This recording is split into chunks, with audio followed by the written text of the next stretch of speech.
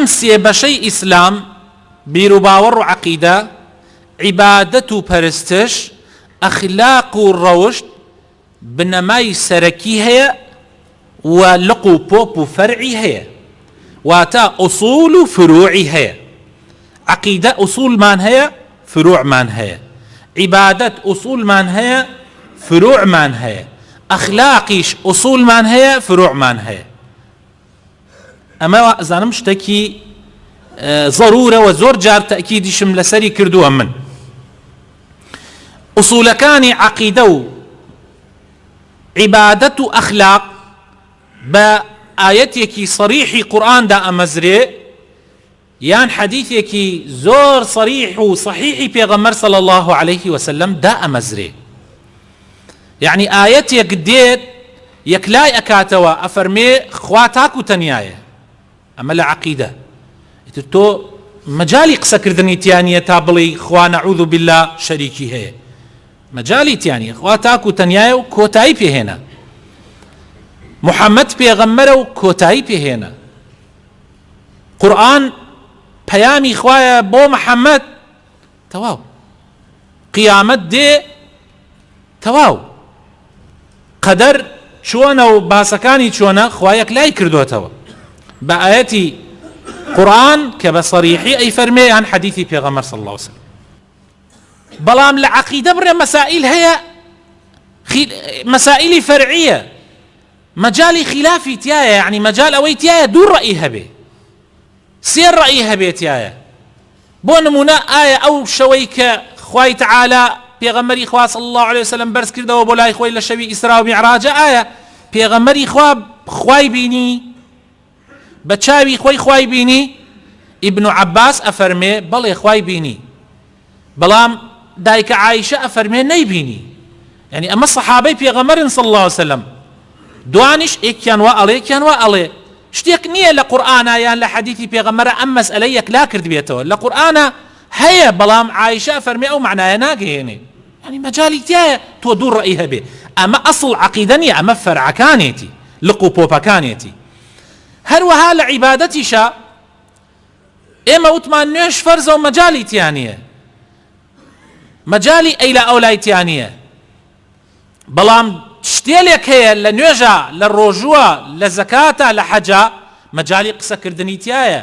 دوو ڕەئی هەڵەگرێ، دەست نوێژ ئەشکێت، باسەکە باسی نوێژە لە ئافرەت، لە دەست پێوەدانی ئافرەت یا ناشکێ.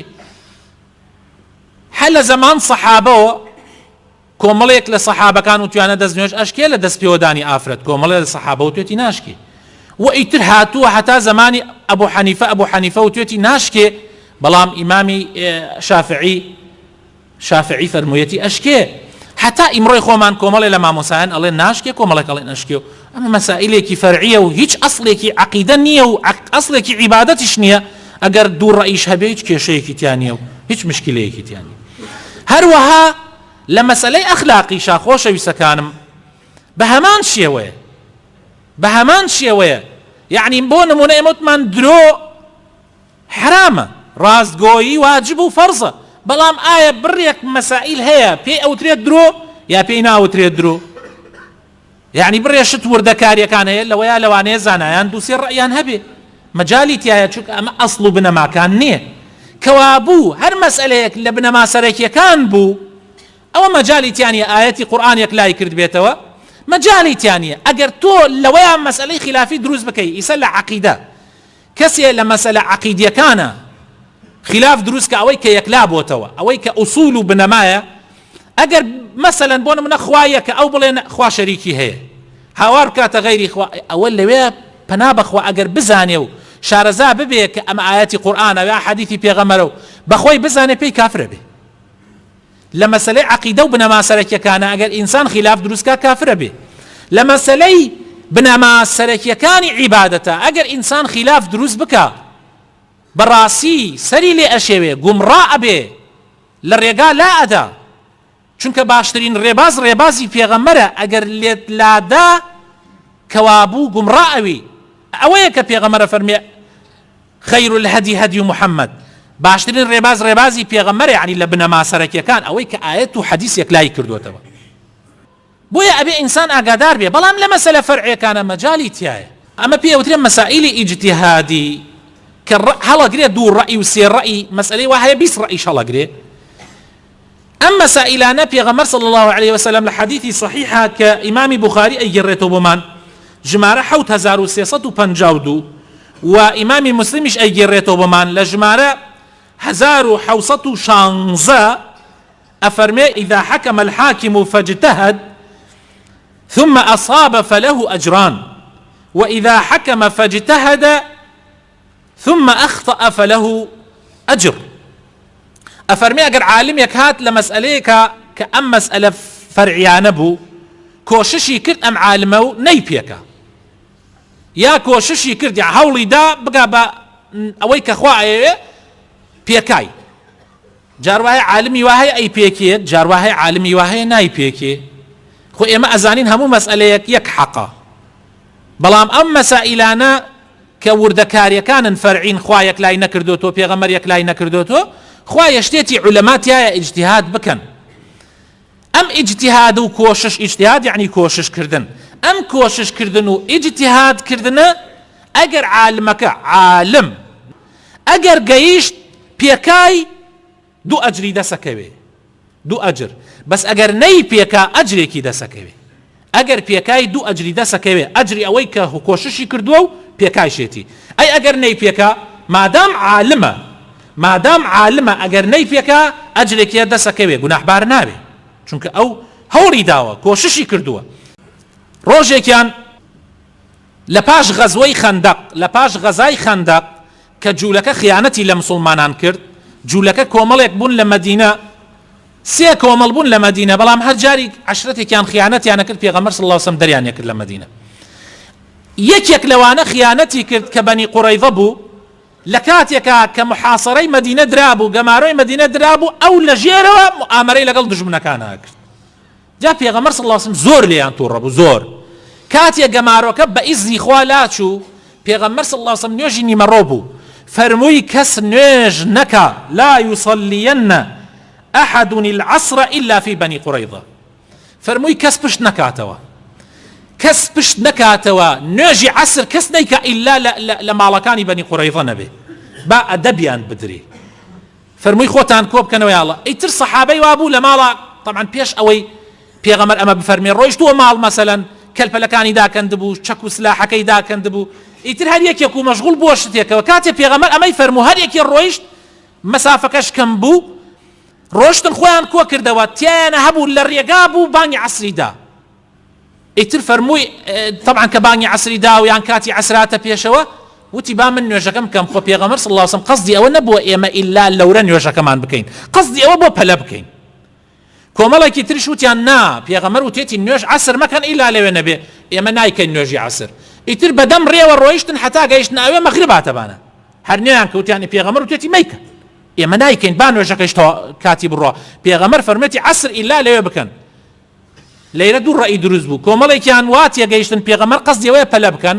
کۆمەڵێکیان واتیە گەیشتن یعنی پێغەمبەر ئیلا ئەبێ وتێتی لەوێ بیکەن کاتێک هاتن لای پێغەمبەر صلی الله علیه وسلم دوو جەماعەتێکیان نوێژی عەسر مەغریب هاتەبانە جەماعەتێکیان نوێژ عەسریان نەکردیە جەماعەتێکیش نوێژ عەسریان کردیە ئەمە نوێژیشە خۆ شتێکی بەسیط نییە ئەمان وتیان ئێمە واتیە گەیشین تۆ مەبەستت پەلەکردن بووە ئەوانیش وتیان ئێمە وامەتیە گەیشین تۆ ئیلا فەرمووتە ئیلا لەیرە نوێژی عەسر بکەن ئیتر کاتی عەسر تەواو بوو ئێمە لەبەر خاتر قسەکەی تۆ نوێژمان نەکرد پێغەمبەر صلی الله عليه وسلم فلم يعنف هذا ولم يعنف هذا نەفەرمووی ئێوە خراوتان کرد نەتان زانی نەفام بوون جاهل بوون چۆن نوێژتان فەوتان نەبەوانیش فەرمووی ئێوە بۆ بە قسەی منتان نەکرد و پەلەتان کرد نوێژەکەتان کرد یعنی پێغەمبەر صلی الله علیه وسلم ئەوە معاملەی کردو چونکە ئەوان هەر یەکێوە نیەت پاکی خۆی وا لە مەوزوعەکە تێگەیشت بوو و مەسەلەکەیش مەجالی دوو ڕەئی تیا بوو بۆیە پێغەمبەر صلی الله علیه وسلم دەنگی لەگەڵ هیچ کامیانە نەکرد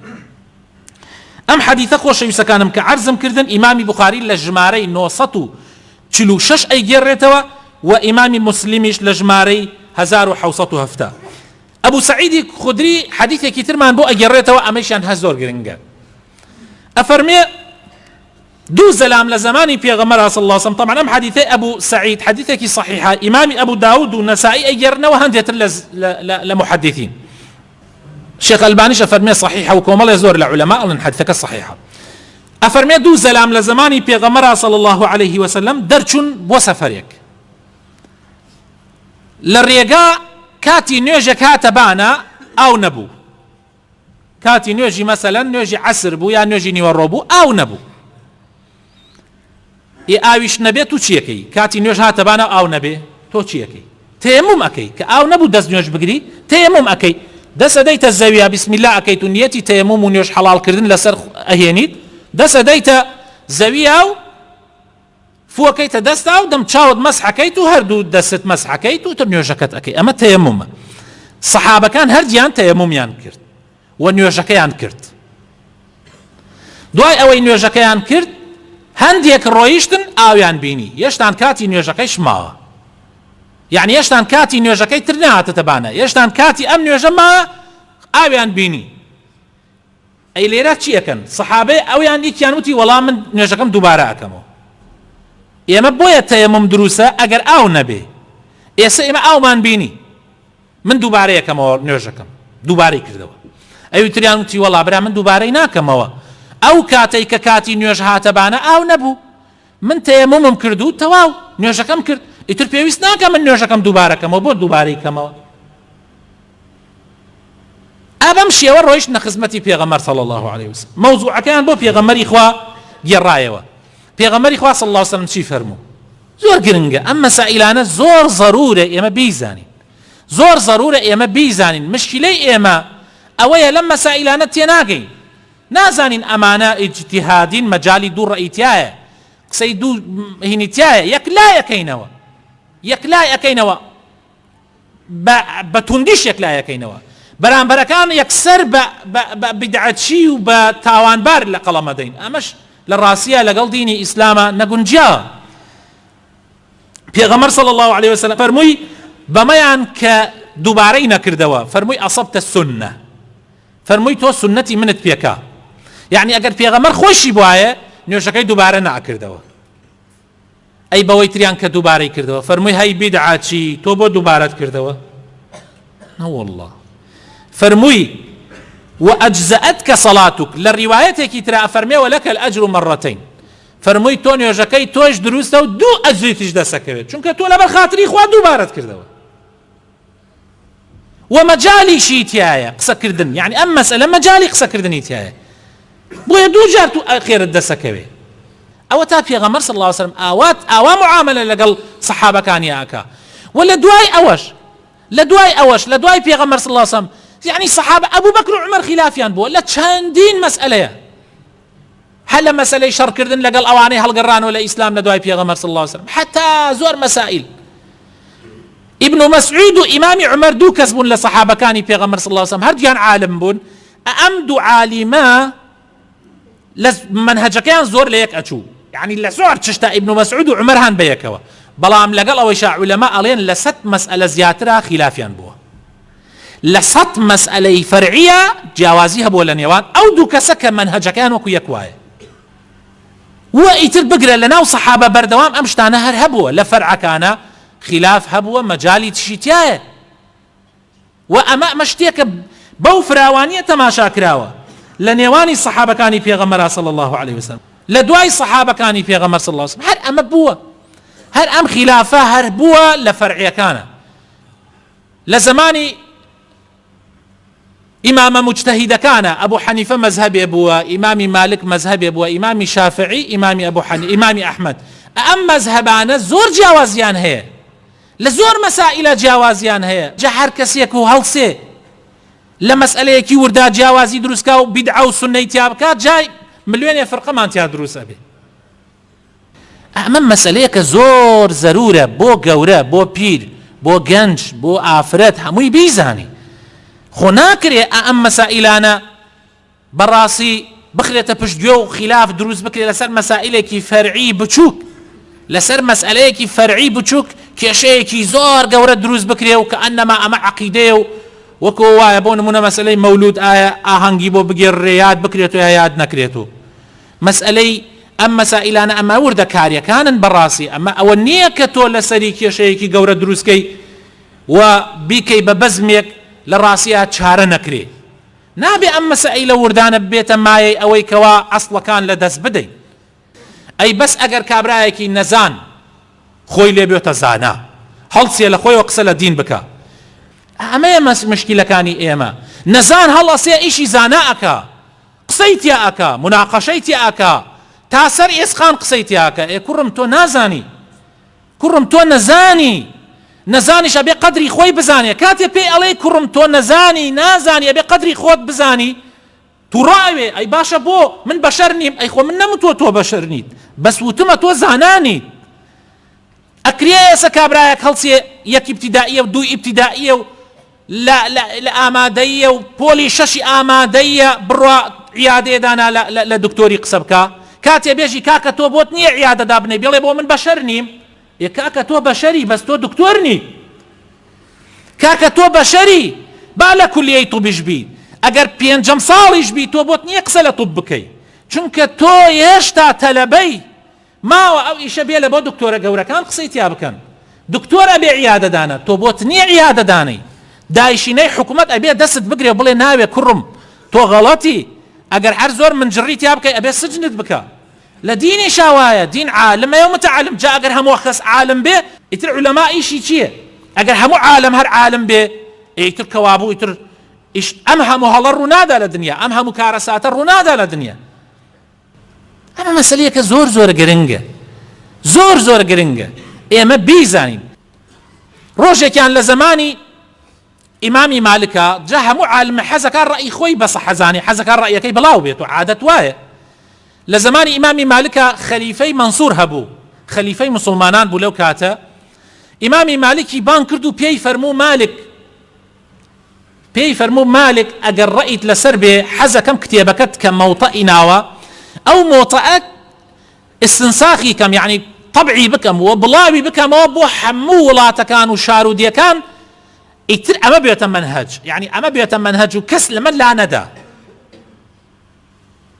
ولا زماني خليفة هارون الرشيد شا عينا إمامي مالكي بانكر وتي أقر رأيت وابي كتابي موطأ بديواري كعبية هلواسين يتر أو بيوتا منهج كس لا ندى لو مذهب إمامي مالك زور قسيكي مهمي فرمو يا أمير المؤمنين، فرمو أميري إيمان داران، إن اختلاف العلماء رحمة من الله.